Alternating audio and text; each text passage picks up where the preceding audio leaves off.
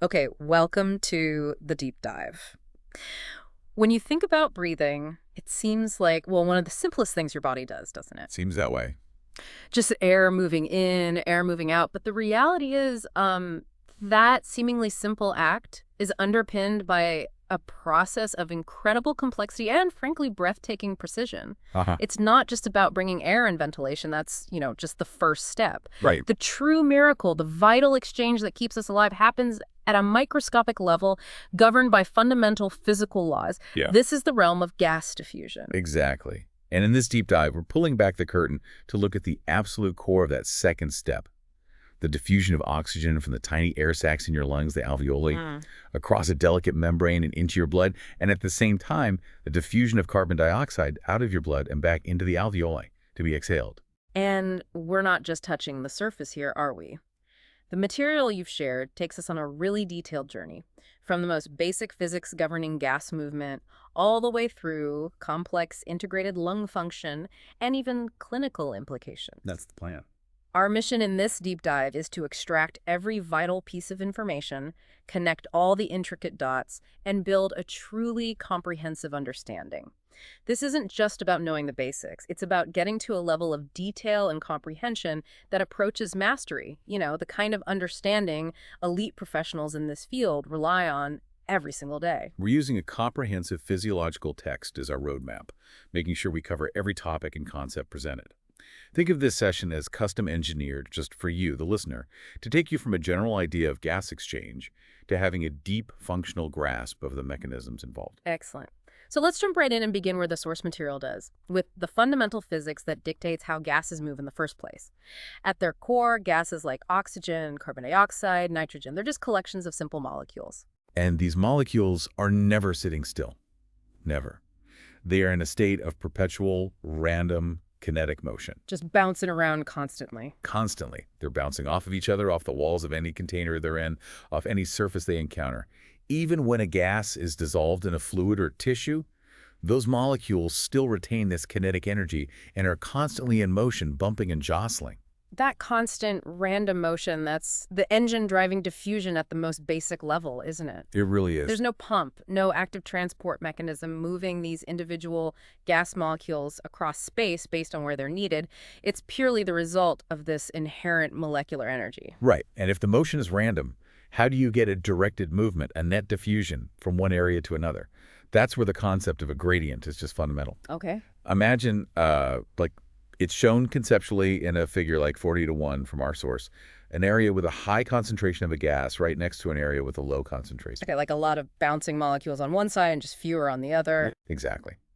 While molecules are still bouncing randomly in all directions within their own area, simply because there are many more molecules on the high concentration side, the probability of a molecule bouncing from the high side to the low side is statistically greater than the probability of one bouncing from the low side to the high side. So the overall or net movement is always down the concentration gradient from high concentration to low concentration. Always. It's kind of like a crowd of people randomly wandering in a room, but if there's an open door to an empty room, more people will just stumble through the door from the crowded room than will wander back from the empty room, Perfect analogy. resulting in a net flow into the empty room. Precisely. And when we're talking about gases, concentration is intimately linked to pressure. Pressure exerted by a gas is simply the force created by these trillions of constantly moving molecules impacting on a surface. Right, the collisions. The collisions. The more molecules you have packed into a space, the more impacts there will be on the walls of that space, and thus the higher the pressure. So the pressure of a gas is directly proportional to its concentration. But the air we breathe isn't just one gas, it's a mixture. Oxygen, nitrogen, a few others. How do we talk about the pressure of just one gas in that mix? That brings us to the crucial concept of partial pressure. In a mixture of gases, each individual gas contributes to the total pressure in direct proportion to its percentage of the total mixture, essentially its concentration relative to the other gases. Okay. The pressure exerted by that single gas is called its partial pressure. Okay, let's use the air example the source gives. At sea level, total atmospheric pressure is about 760 millimeters of mercury, millimeters Hg. Air is roughly 760 millimeters Hg, Air is roughly 79% nitrogen and 21% oxygen. So the partial pressure of nitrogen, PO2, is about 760 millimeter Hg, which comes out to roughly 600 millimeters Hg. Oh, yeah? And the partial pressure of oxygen, PO2, is about 21% of 760 millimeters Hg, or about 160 millimeter Hg. And they add up. They add up. The sum of the partial pressures of all the gases in the mixture equals the total pressure. That's Dalton's law of partial pressures. And we use notation like PO2, PCO2, PN2 to denote the partial pressures of these specific gases. That makes perfect sense for gases in the atmosphere. But in our lungs, gases are also dissolved in fluids and tissues in the blood, in the fluid lining the alveoli. How does partial pressure apply there? It's the same principle, actually. Even when dissolved in a fluid, these gas molecules retain their kinetic energy and are still moving randomly. When they encounter a surface, they still exert a pressure, which we also refer to as their partial pressure. So the notation is the same, PO2, PCO2. The notation remains the same, Yeah. PO2, PCO2, etc., regardless of whether the gas is in the gas phase in the alveoli or dissolved in the blood plasma or tissue fluid. Okay, but here's where it gets slightly more complex than just gas concentration, isn't it? For dissolved gases, the partial pressure isn't solely determined by the number of molecules. That's a key distinction, a really key distinction. It's also determined by the gas's solubility in that specific fluid. Solubility, how readily it dissolves. Exactly. Solubility refers to how readily a gas dissolves, which depends on the attractive or repulsive forces between the gas molecules and the fluid molecules. Some gases are just more comfortable, you could say, being dissolved than others. And this relationship is quantitatively described by Henry's law. Precisely. Henry's law states that the partial pressure of a dissolved gas is proportional to its concentration in the fluid divided by its solubility coefficient. Okay, concentration divided by solubility coefficient. Right. The solubility coefficient is a measure of how much gas can dissolve in a specific volume of fluid at a given temperature and partial pressure. A higher solubility coefficient means more gas can dissolve before its partial pressure starts to build significantly. The source provides specific solubility coefficients for respiratory gases in water, and tissue fluids are mostly water, right?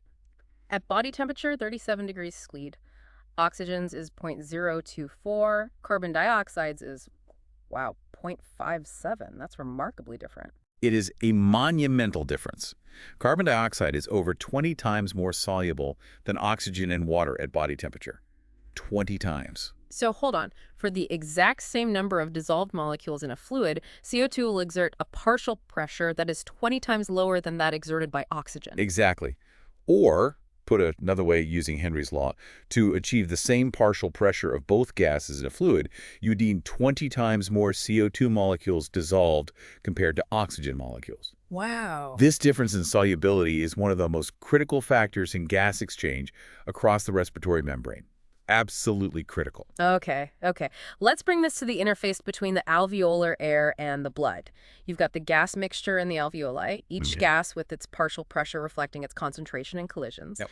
And you have the blood in the capillaries, with dissolved gases also exerting partial pressures reflecting their concentration and their solubility in the blood. Yes.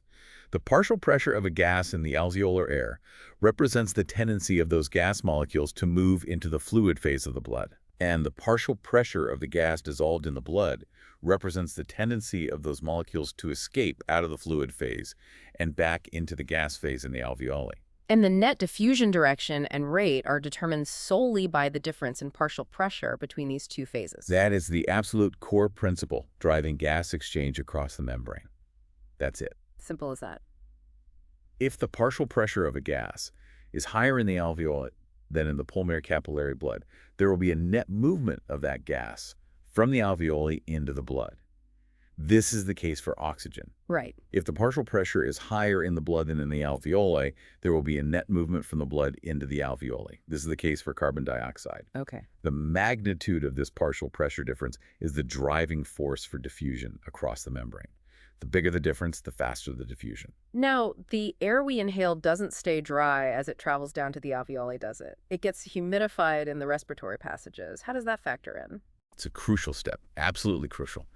As the inhaled air passes through the nose, pharynx, trachea, and bronchi, water evaporates from the moist surfaces lining these airways. And by the time the air reaches the alveoli, it's fully saturated with water vapor at body temperature, 37 degrees C. Okay, fully saturated. At this temperature, water molecules exert a specific vapor pressure, which is a constant 47 millimeter Hg. Always 47 at 37 degrees Celsius. And because the total pressure in the alveoli is essentially limited to atmospheric pressure, roughly 760 millimeter Hg at sea level, this 47 millimeter Hg of water vapor pressure basically reduces the space available, thermodynamically speaking, for the other gases. Is that right? Precisely. The water vapor pressure dilutes the partial pressures of the other gases in the inspired air.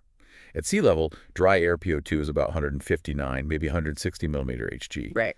But in humidified air at 37 degrees C and 760 millimeter Hg total pressure, 47 millimeter Hg is water vapor.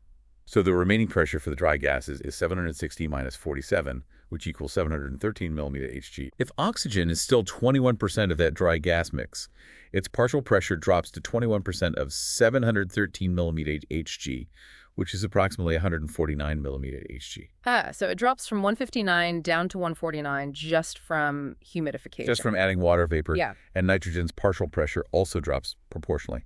So the air reaching the alveoli has a PO2 of around 149 millimeter Hg, a PN2 of around 563 millimeter Hg, almost no PCO2. It was negligible in inspired air anyway. Negligible, yeah. And a significant fixed pH2 of 47 millimeter Hg. And that 47 millimeter Hg water vapor pressure is constant in the alveoli because body temperature is constant. Correct. It's a baseline component of the total alveolar pressure that remains stable regardless of breathing patterns and gas exchange. It's just there. Okay, let's dig a little deeper into quantifying the net diffusion rate through fluids and tissues beyond just the partial pressure difference. You mentioned other factors earlier. Right. Well, Ki-Kabi, the partial pressure difference, is the driving force. The actual rate of diffusion is also significantly influenced by the properties of the medium the gas is diffusing through and the properties of the gas itself. The key factors are the solubility of the gas, cross-sectional area available for diffusion, A, the distance the gas has to diffuse, D, and the molecular weight of the gas, MW. Temperature also matters, but as we said, body temperature is pretty constant. And the formula connecting these is D is proportional to, let's see, dPAS divided by dMW. Is that it? That's the one. And you can see intuitively how these work, right? A larger partial pressure difference means more driving force, so faster diffusion. Makes sense. A larger area provides more pathways for diffusion, so faster diffusion. A shorter distance, D, means molecules get across faster, so faster diffusion distance is in the denominator. Right. Higher solubility, S, means more molecules can dissolve and move through a fluid medium, so faster diffusion. And a higher molecular weight, MW, means the molecules are heavier and move slower for the same kinetic energy, so diffusion is slower. The square root of MW is in the denominator. Got it. So heavier gases diffuse slower, all else being equal. And the factors related to the gas itself, its solubility and molecular weight are combined into the diffusion coefficient. Exactly. The diffusion coefficient is proportional to S divided by the square root of MW. It's essentially a measure of how readily a specific gas diffuses through a specific medium compared to others. Okay. This coefficient determines the relative diffusion rates of different gases for the same partial pressure difference. And the source provides those relative diffusion coefficients through water or tissue water. O2 is the baseline at 1.0, CO2 is 20.3. Wow. CO is 0.81, N2 is 0.53, helium is 0.95. Look at that CO2 value again, 20.3. 20 times faster than oxygen. Yeah, this is directly linked to its high solubility. Its slightly higher molecular weight compared to O2, 44 versus 32, would tend to slow it down a bit, but its vastly greater solubility dominates the equation. The diffusion coefficient confirms that CO2 diffuses through fluids like water or tissue water about 20 times faster than oxygen. This is a critical physiological advantage. And the source clarifies that diffusion through tissues, like the layers of the respiratory membrane, is governed by these same principles. Pretty much, yeah. Respiratory gases are lipid-soluble, they cross cell membranes easily. So the primary resistance to diffusion within the tissue layers is the diffusion through the tissue water component. Okay. So the relative diffusion rates through tissues are very nearly the same as in water. And that 20 times faster diffusion rate for CO2 compared to O2 applies to movement through the membrane itself. This inherent speed is vital for effective CO2 removal, as we'll definitely see. Okay, that lays the groundwork with the physics. Now let's turn our attention to the environment where this exchange actually takes place, the alveolar air. The source emphasizes that alveolar air composition is fundamentally different from the atmospheric air we initially breathe in. And there are four main reasons for that crucial difference. First, only a portion of the air in the alveoli is replaced with fresh atmospheric air, with each normal breath. Right, you're not completely deflating and reinflating your lungs every time you breathe in and out. It's not like a balloon. Exactly, not like a balloon. Second, oxygen is constantly being absorbed from the alveolar air into the pulmonary capillary blood. It's always leaving. Okay. Third, carbon dioxide is constantly diffusing from the pulmonary capillary blood into the alveolar air. It's always arriving. Right. And fourth, as we just discussed, the inspired air is humidified to body temperature before it even reaches the alveoli. Table 40:1 in the source provides a really clear comparison of these differences, starting with atmospheric dry air, mostly nitrogen, 79%, oxygen, 21%, negligible CO2, almost no water vapor. Then look at humidified inspired air, that the air after it's gone through your airways, Yeah. but before significant gas exchange in the alveoli. The nitrogen and oxygen percentages drop slightly because water vapor now makes up 6.2%. That ficked 47 millimeter Hg, reducing their partial pressures from around 159 and 600 millimeter Hg down to 149 and 563 millimeter Hg, respectively, at sea level. But the most dramatic differences are between that humidified inspired air and the actual alveolar air. The oxygen partial pressure drops significantly from 149 millimeter Hg down to about 104 millimeter Hg in the alveoli. That's a big drop. Big drop. And the carbon dioxide partial pressure rockets up from a mere 0.3 millimeter Hg in humidified air to about 40 millimeter Hg in the alveoli. 0 to 40, essentially. Very much. And those shifts are the direct result of continuous gas exchange. Oxygen is always being taken out of the alveoli by the blood, lowering alveolar PO2. Carbon dioxide is always being put into the alveoli by the blood, raising alveolar PCO2. Okay. The partial pressures in the alveoli represent the dynamic equilibrium achieved by continuous ventilation, bringing in fresh air, and continuous diffusion, exchanging gases with the blood. The source points out that this replacement of alveolar air is a relatively slow process. The functional residual capacity, the FRC, that's the volume of air remaining in your lungs after a normal expiration, is around 2,300 milliliters in a healthy adult. Yeah, quite a bit. In a normal tidal volume, the volume of air inhaled or exhaled during normal quiet breathing is only about 350 milliliters. So with each normal breath, you're only bringing in about 350 milliliters of fresh air to mix with the 2,300 milliliter already in your alveoli. That's like, what, a seventh of the total volume that's exchanged? Roughly, yeah, about a seventh. It takes multiple breaths to significantly change the composition of the alveolar air, as illustrated conceptually in Figure 40-2. Figure 40-3 quantifies this slow turnover, showing how a foreign gas or an excess amount of a normal gas is removed from the alveoli. With normal resting alveolar ventilation, around 4.2 liters per minute, about half of an excess gas is removed in roughly 17 seconds. Yes, and the rate of removal is directly dependent on the ventilation rate. If you have your ventilation, it takes about twice as long, 34 seconds, to remove half the gas. Okay. If you double your ventilation, it takes about half the time, maybe 8 seconds. And you might think, why is it so slow? Wouldn't it be better to exchange the air faster? But the source argues the slow renewal is actually a crucial physiological advantage. It's absolutely a feature, not a bug. This slow, gentle turnover prevents abrupt fluctuations in the partial pressures of O2 and CO2 in the alveolar air. And why is stabilizing alveolar gas composition so important? What's the benefit? Because the partial pressures of O2 and CO2 in your arterial blood are very, very closely tied to those in the alveoli. They equilibrate very quickly across the membrane. Ah, okay. So sudden changes in alveolar gas composition would lead to sudden, potentially drastic swings in blood oxygen levels and, critically, blood carbon dioxide levels, which directly impact your blood pH. CO2 levels drive pH changes. Ah, so this slow renewal provides a buffering effect, stabilizing blood gases and pH. Precisely. This stability makes the body's respiratory control system, which monitors blood gas levels and adjusts breathing, much more stable and robust. It prevents the system from constantly overcorrecting or, falling into oscillations. That makes a lot of sense. So given this dynamic environment, how are the specific alveolar oxygen and carbon dioxide partial pressures maintained at their normal levels of, 104 millimeter Hg for PO2 and 40 millimeter Hg for PCO2? Good question. For alveolar PO2, it's a balance. It's a balance between the rate at which oxygen is continuously absorbed from the alveoli into the blood How fast it's leaving. and the rate at which new oxygen is supplying to the alveoli through ventilation, how fast it's arriving. Okay, figure 40-4 demonstrates this relationship. The curve shows that for a given rate of oxygen consumption, meaning a certain rate of O2 absorption from alveoli into blood, increasing alveolar ventilation increases alveolar PO2. Right. With normal resting O2 consumption, about 250 milliminute, and normal resting alveolar ventilation, about 4.2 millilmin, you land right at the normal 104 millimeter Hg alveolar PO2. It lines up perfectly. But consider exercise where O2 consumption might increase fourfold, say to 1,000 milliminute. Big increase. Huge increase. To maintain that alveolar PO2 at 104 millimeter Hg, figure 44 shows you need to increase alveolar ventilation proportionally to about 16.8 L. 4 times the ventilation for 4 times the consumption. Exactly. This highlights that increased ventilation during exercise is essential not just to bring in more air, but to maintain the alveolar PO2 against the higher rate of removal by the blood.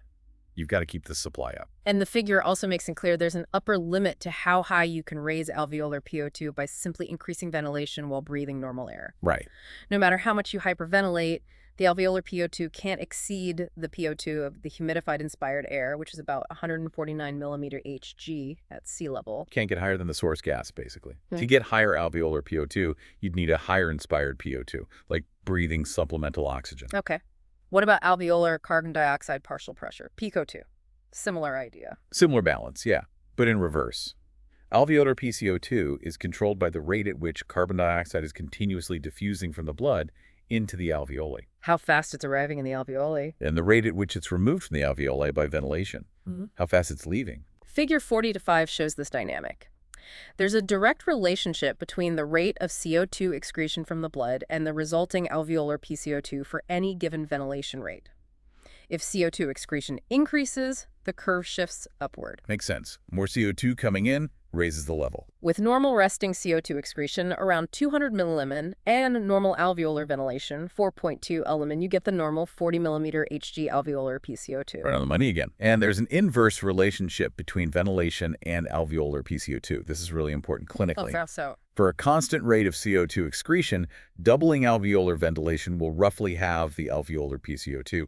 Having ventilation will roughly double PCO2. So breathing faster blows off more CO2, lowering the level. Breathing slower lets it build up. Exactly. This is why hyperventilating lowers blood CO2 levels and can cause things like dizziness, and hypoventilating raises blood CO2 levels, leading to acidosis.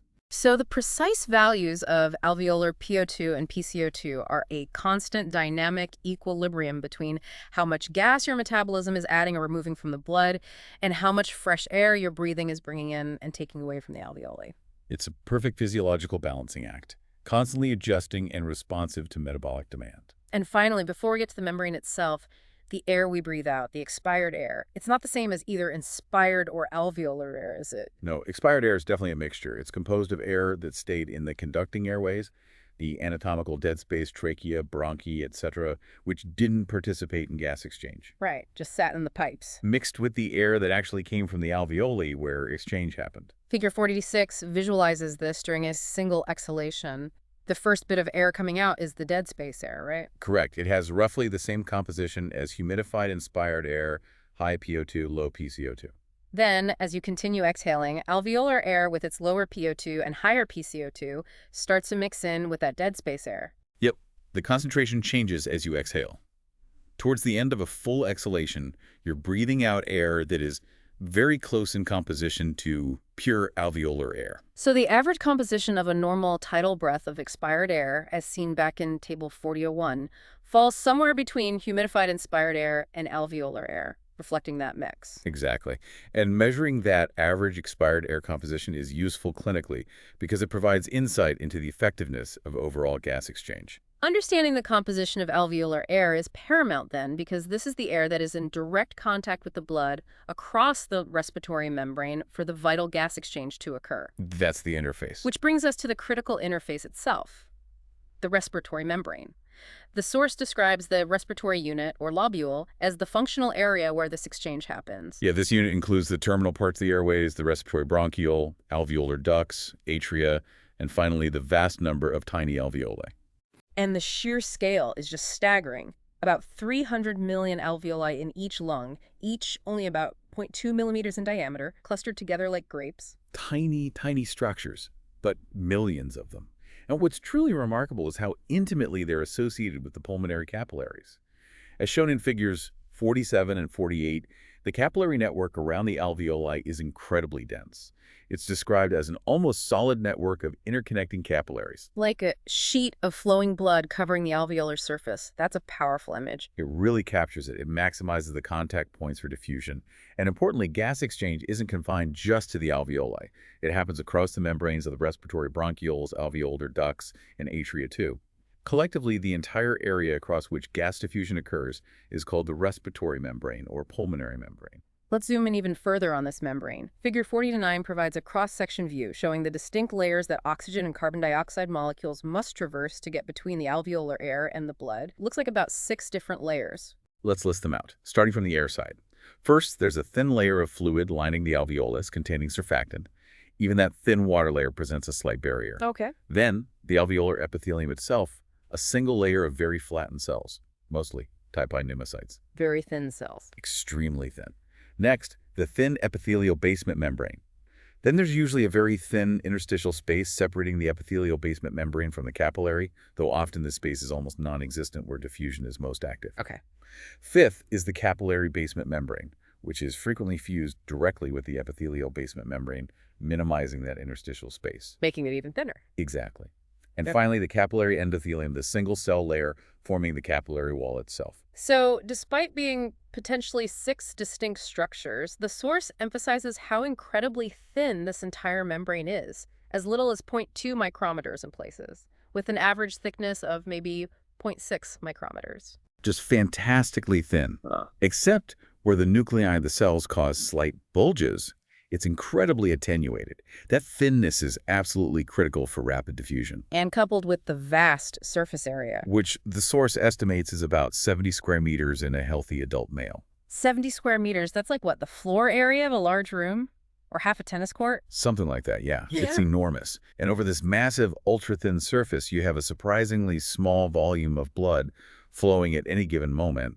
Only about 60 to 140 milliliters in the entire pulmonary capillary network at rest. So a tiny amount of blood, maybe half a cup, is spread out over an enormous, extremely thin interface. That sounds like a perfect design for maximizing the rate of diffusion. It is. It's beautifully designed. And there's another structural detail that helps. The pulmonary capillaries are very narrow, only about 5 micrometers in diameter. Right, and red blood cells are bigger than that, aren't they? About 7 or 8 micrometer. They are. So the RBCs have to deform and literally squeeze through these capillaries in single file. And as they squeeze, the RBC membrane is often right up against the capillary wall. Exactly. This minimizes the diffusion distance for gases through the blood plasma before they reach the inside of the red blood cell, where oxygen binds to hemoglobin, or leave it, in the case of carbon dioxide. Less plasma to cross. So all these features, the membrane's thinness, the enormous surface area, the dense capillary network, and the close proximity of RBCs to the capillary wall, they all work together to create an incredibly efficient system for gas exchange. They are optimized for rapid, massive diffusion. It's hard to imagine a better system. Now let's take those general factors affecting diffusion rate thickness, area, diffusion coefficient, partial pressure difference, and apply them specifically to the respiratory membrane. How do changes in the membrane affect diffusion? Okay, yeah, the source is clear.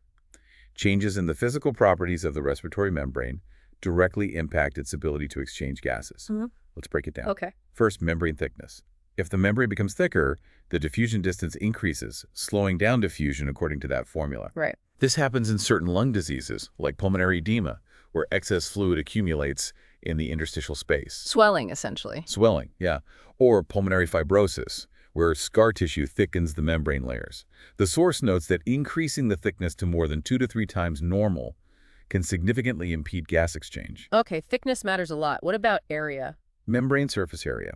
If the functional surface area A for diffusion is reduced, the total amount of gas that can diffuse per unit time decreases. Simple as that. Makes sense. Less area, less movement. This occurs if lung tissue is surgically removed, obviously. Or more commonly, in diseases like emphysema where alveolar walls are destroyed, reducing the total area of the respiratory membrane. Emphysema can reduce the surface area by as much as 5-fold. 5 times less area. That's huge. It's devastating. The source points out that if the surface area is decreased to less than 1/3 or 1/4 of normal, it causes significant impairment of gas exchange even at rest and severe limitation during exercise when demand is high. Wow. Okay, thickness, area. What about the diffusion coefficient? Diffusion coefficient. As we discussed earlier, this depends on the gas's solubility S and molecular weight NW. For the membrane, which is mostly water, CO2's diffusion coefficient is about 20 times higher than O2's. Right, the 20x advantage. So CO2 diffuses across the membrane about 20 times faster for any given partial pressure difference. This is a built-in efficiency advantage for CO2 removal. It gets out easily. And finally, the driving force. Partial pressure difference. OP. This remains the primary driving force. The rate of diffusion of oxygen across the membrane is directly proportional to the difference between alveolar PO2 and pulmonary capillary blood PO2. Okay. Similarly, CO2 diffusion rate is proportional to the difference between pulmonary capillary blood PCO2 and alveolar PCO2. Maintaining appropriate partial pressure gradients is absolutely essential. This brings us to quantifying the membrane's overall ability to facilitate this diffusion. How do we put a number on that? This is where the concept of diffusing capacity comes in. It's a single quantitative measure of the respiratory membrane's ability to transfer a specific gas from the alveoli to the blood. Okay, a single number. And the definition is the volume of gas that diffuses through the respiratory membrane per minute for a partial pressure difference of 1 millimeter of mercury. Exactly. It neatly consolidates the effects of membrane thickness, surface area, and the gas's diffusion coefficient into one value specific for each gas. So what's the average diffusing capacity for oxygen, the DO2, in a healthy young adult male at rest? The average value is about 21 milliliters per minute per millimeter of mercury, so 21 millimeter MBHG. And how does that relate to normal gas exchange at rest? Can we connect those? We can. During normal, quiet breathing, the average partial pressure difference driving oxygen across the respiratory membrane is about 11 millimeter Hg. That's the difference between the 104 millimeter Hg in the alveoli and the average PO2 in the pulmonary capillary blood as it passes by, which is maybe around 93 millimeter Hg on average during its transit time. Okay, an 11 millimeter Hg gradient. Right, so if you multiply this driving force, 11 millimeter Hg, by the diffusing capacity, 21 millimeter HGT. 11 times 21, that's about 231. Exactly, 231 millimeter liter. Yep. And that number, 231 millimole, aligns almost perfectly with the body's average resting oxygen consumption rate, which is about 230 millimeter. Wow, it matches. It matches beautifully. This demonstrates that at rest, the diffusing capacity of the respiratory membrane is precisely matched to the body's normal oxygen requirements. The lung has enough capacity to transfer the needed oxygen, even with a relatively small driving pressure gradient. But oxygen consumption increases dramatically during exercise, sometimes many times over. Does the diffusing capacity increase as well? Yes, and significantly so. During strenuous exercise, the diffusing capacity for oxygen can increase by as much as 3 times the resting value, reaching perhaps 60 to 70 millimilli in Hg in well-trained individuals. A threefold increase. That's a huge jump. How does the lung achieve that increased capacity? What changes? There are 2 primary mechanisms the source highlights. First, capillary recruitment and distension. At rest, not all pulmonary capillaries are fully perfused with blood. Many capillaries, especially at the tops of the lungs, might be collapsed or have very low flow due to lower hydrostatic pressure there. Okay. During exercise, increased cardiac output raises pulmonary blood pressure and flow. This recruits these previously underutilized capillaries, opening them up, and also dilates capillaries that were already open. More open capillaries means more surface area. Exactly. This dramatically increases the functional surface area A of the respiratory membrane available for diffusion. Second, there's improved matching of ventilation to perfusion, the V-Ch-Q ratio, which we'll get to. Okay. The increased blood flow and ventilation during exercise tend to make the distribution of air and blood more even throughout the lung.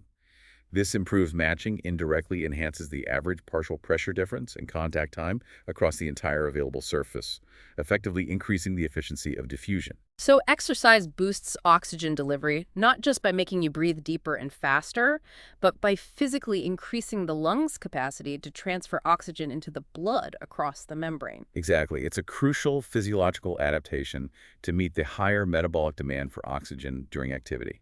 What about the diffusing capacity for carbon dioxide, DCO2? Is that measured clinically? No. The source states that the diffusing capacity for CO2 is never measured directly in a clinical setting. Why not? Is it too difficult or just not necessary? It's largely because CO2 diffuses so incredibly rapidly across the membrane. Remember, it's about 20 times faster than O2 due to its high solubility. Right, that 20x factor again. This means that the partial pressure difference required to move the normal amount of CO2 from the blood into the alveoli is very, very small, typically less than 1 millimeter Hg on average across the capillary. Less than 1 millimeter Hg, that's tiny. It's tiny, and current clinical techniques simply aren't precise enough to accurately measure such a small partial pressure difference across the membrane in a living person. It's below the noise level, essentially. Okay, so if we can't measure it directly, how do we know its value? Do we just estimate? We estimate it by calculation, yeah. Since we know the diffusing capacity for oxygen, which we can measure indirectly, and we know the diffusion coefficient of CO2 is roughly 20 times that of O2, we can calculate the expected diffusing capacity for CO2 by multiplying the measured DO2 by the ratio of their diffusion coefficients, which is about 20.3.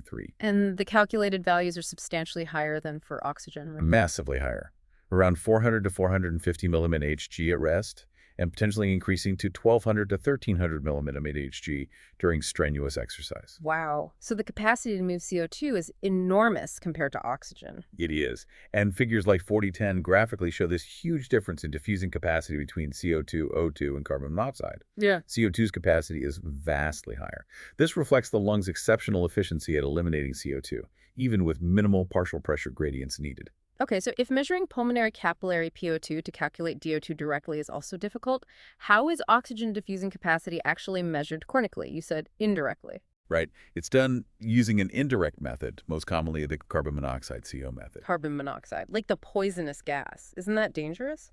Yes, CO. Yeah. But a very small, carefully controlled, non-toxic amount is used in the test mixture. You breathe it for just a single breath or very short period, far below toxic levels. Okay. The principle relies on the fact that hemoglobin in red blood cells has an extremely high affinity for carbon monoxide, about 210 times higher than its affinity for oxygen. Wow, 210 times. And it binds to CO very rapidly and very tightly. So if you breathe in a tiny amount of CO, what happens to its partial pressure in the pulmonary capillary blood as it diffuses across? Well, as soon as the CO molecule diffuses from the alveolus into the capillary blood, it's essentially snatched up by hemoglobin almost instantaneously. It binds so strongly and quickly that it's effectively removed from the plasma where it would exert its partial pressure. Because hemoglobin acts like a sink for CO, the partial pressure of unbound CO in the pulmonary capillary blood remains essentially zero during the short test period. This is clever. So the partial pressure difference driving CO across the membrane, the APCO, is essentially just the partial pressure of CO in the alveolar PCO. Pretty much. Because the blood PCO is effectively zero. And we can measure the alveolar PCO from a sample of expired air after the person inhales the test mixture. Exactly. You have a known driving pressure, alveolar PCO, and you can measure the rate at which CO is taken up into the blood by looking at how much CO disappears from the alveolar gas over the breath hold or rebreathing period. Okay. The CO diffusing capacity, DCO, is then calculated simply as the rate of CO uptake divided by the alveolar PCO. This provides an accurate measure of the membrane's ability to transfer CO because the driving pressure is known. And since the physical properties of the respiratory membrane for CO diffusion thickness area are very similar to those for O2, we can convert the measured DCO to DO2. Precisely. We know CO and O2 are similar-sized molecules. The main difference affecting their diffusion is their solubility and molecular weight, captured in their diffusion coefficients. You multiply the measured DCO value by a correction factor of 1.23. This factor is the ratio of the diffusion coefficients for O2 and CO through the respiratory membrane tissues. So if the average resting DCO measured is around 17 millimillimin Hg, multiplying that by 1.23 gives us about 21 millimillimin Hg. Which matches the resting DO2 value we discussed earlier. It confirms the consistency of the method and our understanding. That's really neat. It's a very clever application of these physical principles to get a functional assessment of the membrane in patients. A reduced diffusing capacity measured by the CO method is a key indicator of damage or impairment to the respiratory membrane itself, like in fibrosis or emphysema. This quantitative measure of diffusing capacity is clearly vital, but as you hinted, it only tells part of the story. Even with a perfectly healthy membrane with great capacity, gas exchange can be inefficient if the air supply and blood supply aren't matched up properly in different parts of the lung. Absolutely. This brings us to the critical concept of the ventilation-perfusion ratio. VCQ. The VCQ ratio. VC represents alveolar ventilation, the amount of fresh air actually reaching the gas exchanging alveoli per minute. And QG represents pulmonary blood flow, or perfusion, the amount of blood flowing through the pulmonary capillaries surrounding those alveoli per minute. Okay. The VHH-Q ratio for a specific area of the lung is simply the ratio of the ventilation it receives to the blood flow it receives, how much air meets how much blood in that spot. And why is matching these two things so critical? Why not just flood the whole lung with air and blood? Because effective gas exchange requires both fresh air to deliver oxygen and remove CO2 and blood flow to pick up the oxygen and deliver the CO2. If you have one without the other, or if they are severely mismatched, the potential for gas exchange in that area is wasted, even if the membrane itself is perfectly healthy. The overall effectiveness of the lung depends crucially on the appropriate matching of ventilation and perfusion across all its millions of respiratory units. Okay, let's explore the extremes of this ratio to understand the concept better. What happens in an area of the lung where the VHH-Q ratio is 0? Okay, VHH ratio of 0 means there is no ventilation, VHH 0, in that part of the lung, but there is still blood flow QG. Like a blocked airway. Exactly. For example, if an airway is completely blocked, perhaps by mucus or inflammation or a tumor, the alveoli in that area aren't receiving any fresh air at all. The gas trapped in those alveoli will quickly come into equilibrium with the blood flowing through the capillaries surrounding them. And the blood arriving at the pulmonary capillaries is mixed venous blood returning from the body, which is high in CO2 and low in O2. Right. Venous blood typically has a PO2 of about 40 millimeter Hg and a PCO2 of about 45 millimeter Hg. So in an unventilated alveolus that still has blood flow, VGQ0, the alveolar gas partial pressures will become equal to those of the mixed venous blood, PO2 40, PCO2 45. So no gradient for oxygen to move in. Exactly. No significant net diffusion of oxygen can occur here because the driving partial pressure gradient is abolished. And CO2 diffusion out is also minimal because the gradient is tiny or even reversed. No effective gas exchange happens there. This situation where blood flows past alveoli that are not ventilated is what contributes to physiological shunt, right? The blood passes through the lungs without getting oxygenated. Correct. It's like the blood being shunted directly from the venous side to the arterial side, bypassing the effective gas exchange surface. Okay, what about the other extreme? A V-chair ratio of infinity. V-chair equals infinity means there is ventilation, V-chair, in that area, but there is no blood flow. How could that happen? This can happen if a pulmonary capillary is blocked, perhaps by a small blood clot, a pulmonary embolism, or if the capillaries surrounding an alveolus have been destroyed, like we see in severe emphysema. Oh, okay. The alveolus is receiving plenty of fresh air, ventilation is fine, but there's no blood flowing through the capillaries to pick up the oxygen or drop off carbon dioxide. Yeah. So the air in this alveolus just becomes the same composition as the humidified inspired air we talked about earlier, since no gas exchange is happening. PO2 149, PCO2 0. Precisely. Without blood flow, no O2 is removed and no CO2 is added. The alveolar gas partial pressures will equal those of humidified inspired air.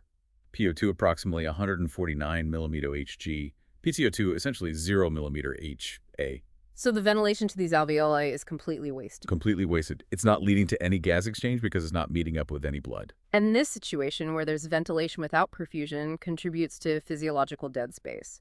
The air you breathe into this area doesn't participate in gas exchange. Right. It's ventilation that doesn't meet up with blood flow, so it's dead space ventilation, adding to the anatomical dead space volume that's already in the conducting airways. So if VJQ leads to venous gas levels in the alveoli, PO240, PCO245, and VCHIC infinity leads to inspired air gas levels in the alveoli, PO2 149, PCO2 below, where do the partial pressures sit when VJIC is normal or ideal? Right. When ventilation and perfusion are well matched, which represents the average for the lung as a whole in a healthy individual, we land back at those normal alveolar gas values we discussed. Alveolar PO2 is around 104 millimeter Hg, and alveolar PCO2 is around 40 millimeter Hg. And the source highlights that these normal alveolar values, 104 and 40, are neatly intermediate between the two extremes we just discussed. They are. They fall right between the values for venous blood, representing VAQ0, and the values for humidified inspired air, representing VAQ infinity. And that intermediate position signifies optimal exchange. It signifies optimal gas exchange, yes. It's the sweet spot. It's the point where the balance between fresh air supply and blood flow allows for maximal oxygen transfer into the blood and maximal carbon dioxide removal from the blood, given the driving partial pressure gradients available between air and venous blood. This whole relationship between alveolar PO2, PCO2, and the V-acute ratio is elegantly summarized in the PO2, PCO2, V-acute diagram, which is figure 4011 in the source. Ah, yes, that diagram is fundamental. It's a powerful tool for understanding gas exchange efficiency and inefficiency. The curve itself represents all the potential combinations of alveolar PO2 and PCO2 that could theoretically exist in an alveolus, depending only on its V-acute ratio.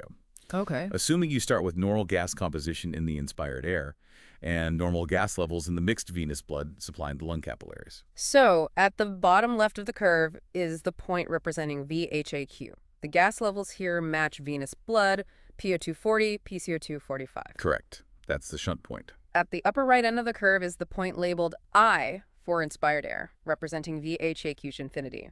The gas levels here match humidified inspired air. PO2 149, PCO2 0. Right, that's the dead space point. And along the curve, roughly in the middle, is the point labeled normal alveolar air, corresponding to a VHAQ ratio of about 0.8 to 1.0, showing the typical healthy operating point. PO2 104, PCO2 40. That's the target. Any point on that curve away from the normal alveolar air point indicates a V-shaped mismatch in that specific lung region, leading to suboptimal gas exchange effectiveness in that area. And the further a regional point is from the normal point, the more severe the mismatch and the less efficient that lung unit is. Exactly. Understanding this diagram is really key to grasping the consequences of V-shaped mismatch, which brings us back to the concepts of physiological shunt and physiological dead space, but now maybe with a more quantitative definition based on these mismatches. Right. We said low VHAQ leads to shunted blood. So physiological shunt is the total quantitative amount of blood flowing through the pulmonary vessels per minute that does not become adequately oxygenated.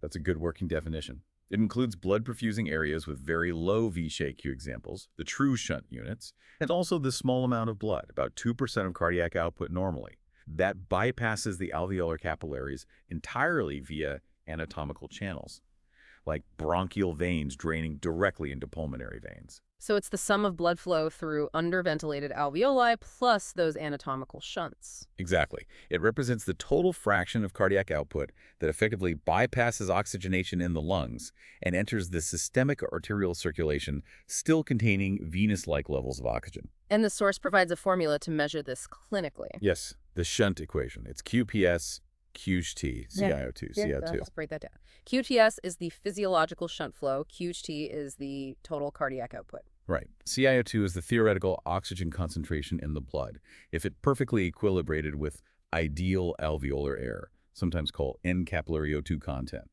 CiO2 is the actual measured oxygen concentration in systemic arterial blood, and CVO2 is the measured oxygen concentration in mixed venous blood. So the core idea is that the difference between the ideal arterial O2 content, CiO2, and the actual measured arterial O2 content, CiO2, is caused by the admixture of this shunted, unoxygenated blood with O2 content, CVO2. That's it, precisely. The bigger the drop from ideal to actual arterial oxygen content, the larger the physiological shunt fraction. A large physiological shunt means a significant portion of your cardiac output is returning to the body without picking up enough oxygen, which directly lowers your overall arterial oxygen saturation and PO2. Okay, that makes sense. On the flip side, we have physiological dead space, resulting from high V-check ratios. Correct. Physiological dead space is the total volume of the respiratory system where ventilation occurs, but gas exchange is either non-existent or inadequate. So it includes the anatomical dead space in the conducting airways. Right, the volume of the trachea, bronchi, etc. Plus the alveolar dead space. Yeah. That's the volume of alveoli that are ventilated but either have no blood flow, like the V-actual infinity example, or have severely inadequate blood flow relative to their ventilation. Exactly. It's all the ventilation that is wasted air that comes into the lungs but doesn't effectively participate in gas exchange because it doesn't meet up with sufficient blood flow. And this can also be quantified clinically. Yes, using the Bohr equation, usually adapted for CO2, because arterial and expired PCO2 are easier to measure accurately than DO2. The formula is VHFEC VT, PICO2, PICO2. PICO2. Okay, VHDFEs is the physiological dead space volume. VT is the tidal volume, the volume of a single breath. PaCO2 is the partial pressure of CO2 in arterial blood. which we take as reflecting the PCO2 in the alveoli that are effectively exchanging gas and perfusing the blood. Right. And PaCO2 is the average partial pressure of CO2 in the total mixed expired air from a breath. Correct. So if your average expired air PCO2 is significantly lower than your arterial PCO2, it means a large portion of the air you breathed out must have come from areas where CO2 exchange wasn't happening, effectively the dead space areas which have very low PCO2. Exactly. The expired air from the dead space dilutes the CO2 coming from the well-functioning alveoli. The larger the difference between PaCO2 and PiCO2, the larger the proportion of the tidal volume that must have been physiological dead space. So a large physiological dead space means that a substantial amount of the air you move with each breath is wasted on areas where gas exchange isn't occurring. This makes your breathing less efficient, right? You have to breathe more total air, increase your total ventilation to achieve the same amount of effective gas exchange and maintain normal blood gas levels. Precisely. It increases the work of breathing for the same result. So these two concepts, physiological shunt and physiological dead space, they quantitatively capture the impact of V-check mismatch on overall lung function. They really do. They represent the two major types of inefficiency in gas exchange caused by ventilation-perfusion abnormalities. One wastes blood flow, the other wastes ventilation. And these abnormalities aren't just theoretical constructs. They manifest in real-world physiology and disease.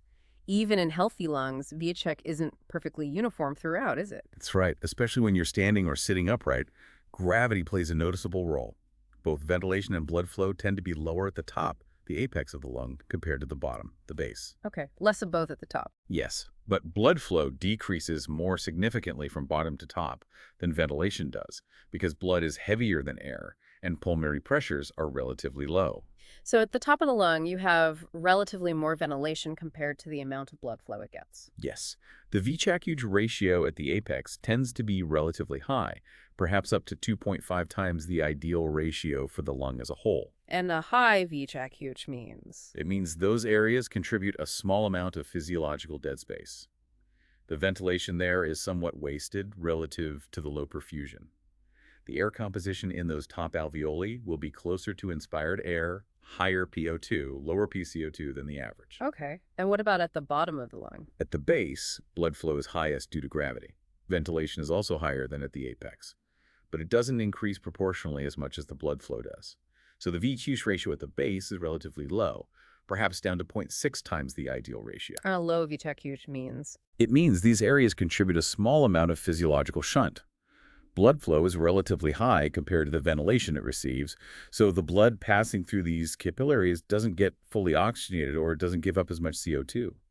The air composition in these bottom alveoli will be closer to venous blood, lower PO2, higher PCO2 than the average. So even in a healthy person just standing upright, there's normally a bit of shunt effect at the bottom and a bit of dead space effect at the top. And these normal gravitational inequalities slightly reduce the lung's overall gas exchange efficiency compared to a theoretical, perfectly uniform lung. They do, slightly. But the source offers a positive note regarding exercise. Ah, what happens during exercise? During exercise, cardiac output increases dramatically, and pulmonary arterial pressure rises. This increased pressure overcomes some of the gravitational effect and causes blood flow to increase significantly to the upper regions of the lung, the zones that were relatively underperfused at rest. Which brings blood flow more in line with the ventilation that's already happening up there. Exactly. This improved recruitment of capillaries and redistribution of blood flow helps to improve the V-check matching in the upper lung zones, reducing the physiological dead space in those areas. The lung becomes more uniformly perfused and ventilated, making its overall gas exchange more efficient during the high demand of exercise. That's a neat adaptation. Now, let's talk about where V-check abnormalities become a major, debilitating problem. Chronic obstructive lung disease, or COPD. The source calls this the most prevalent cause of pulmonary disability today. It really is a massive health issue. And COPD, which is overwhelmingly caused by smoking, creates severe V-check mismatch through two primary pathological processes that often occur simultaneously, but in different parts of the same damaged lung. Okay, what are the two processes? First, there's chronic bronchitis, leading to bronchial obstruction. Years of inflammation and excessive mucus production cause narrowing and blockages in the small airways, the bronchioles. Right, the airways get clogged up. When a bronchiole is significantly obstructed or blocked, the alveoli downstream from that blockage are no longer adequately ventilated. Fresh air cannot easily reach them. However, blood might still be flowing through the capillaries surrounding those poorly ventilated or unventilated alveoli. So in those obstructed areas, you have blood flow, but zero or near zero ventilation. The VQQ ratio approaches zero. And this creates significant physiological shunt in those regions. Blood passes through these capillaries next to underventilated alveoli and returns to the systemic circulation poorly oxygenated, contributing to hypoxemia. Okay, so obstruction leads to shunt. What's the second process? The second major process is emphysema, which is the destruction of the alveolar walls themselves. It's all our breakdown. Yes. As the delicate alveolar walls are destroyed, often by enzymes released during chronic inflammation triggered by smoke, adjacent alveoli merge into larger, irregular air spaces. Crucially, the capillary network that was intricately woven within those destroyed walls is also lost along with the walls. Ah, so the capillaries disappear too. They do. So in these emphysematous areas, you might still have some ventilation reaching the enlarged abnormal air spaces, but the blood flow has been severely reduced or even eliminated because the capillaries that should be there are gone. So here you have ventilation, but little or no perfusion. The V-check huge ratio in these areas is very high, approaching infinity. Exactly. And this creates significant physiological dead space. You're ventilating these large, inefficient air sacs, but that ventilation is largely wasted because there's inadequate blood flow to pick up the oxygen or remove the carbon dioxide from that air. So what makes COPD so devastating for gas exchange is that different regions of the same lung can suffer from both types of severe mismatch simultaneously. That's the crux of it. Some areas are obstructed, leading to low V-check huge and shunt. Other areas are destroyed, leading to high V-check huge and dead space. You get both problems at once. This combination of widespread shunting in some regions and widespread dead space in others drastically impairs the overall efficiency of the lungs as gas exchange organs. The source starkly notes that this combination can reduce the lung's total effectiveness for gas exchange to as little as 1/10 of normal in severe cases. 1/10. That profound reduction in function explains why COPD patients experience such severe breathlessness, fatigue, and disability, especially when they try to exert themselves. It's a fundamental breakdown of this finely tuned V-check huge matching across the entire lung. It truly illustrates the critical importance of maintaining both healthy open airways and a healthy intact capillary network, and ensuring that they remain functionally matched throughout the lung for efficient gas exchange. Wow. It really hits home how intricate this whole system is, from the molecular level up to the whole organ, and how disrupting multiple components, often through things like smoking, can have such a catastrophic, debilitating impact. It really does. It's a cascade effect. So we've really journeyed through the whole process today. We started with the fundamental physics of molecular motion, concentration, solubility, and pressure gradient. The absolute basics. Then moved through the dynamics of alveolar air composition, why it's different from the air we breathe in, and how it's controlled. The importance of that slow turnover. Then we dove into the structure of the incredibly specialized respiratory membrane, its thinness, its vast area, and how we quantify its function with diffusing capacity. Using COO as a clever tool. And finally, we explored the absolutely critical concept of ventilation-perfusion matching, the V-QG ratio, and its consequences in both health and devastating diseases like COPD, leading to shunt and dead space. We've really pulled apart each piece of the puzzle provided in the source material. We have. We've seen how this seemingly simple act of breathing relies on precise physical laws, a remarkable biological structure optimized over millennia, and a dynamic physiological balance, all working in concert, minute by minute, to ensure life-sustaining gas exchange. And you, our listener, having gone through this detailed deep dive, now have, I hope, a comprehensive understanding of these mechanisms. You've moved beyond the basic air in, air out to grasp the underlying principles, the critical structures, the quantitative measures like diffusing capacity and VQ ratios, and the clinical implications, achieving, hopefully, a level of insight comparable to those who work with this physiology every day. It's a truly fascinating system, built on nanoscale precision for the membrane, yet achieving macroscopic efficiency for the whole body, and constantly adapting to the body's ever-changing needs. So let's leave you with this thought to carry forward. Consider the body's relentless, unconscious, moment-to-moment effort required to maintain those precise partial pressure gradients across the respiratory membrane and to achieve those optimal V-acute ratios across literally miles of tiny capillaries and hundreds of millions of alveoli every second of every day. How utterly fundamental is this constant physiological work to every other process happening in your body, to your overall health, your energy levels, your capacity for life? And conversely, maybe ponder the profound vulnerability of this complex interconnected system, how disrupting even seemingly small components like damaging the delicate alveolar walls or obstructing the tiny airways through something like chronic smoking can cascade through the entire system to impair function across the board, ultimately making the simple essential act of breathing easy, a tremendous constant struggle.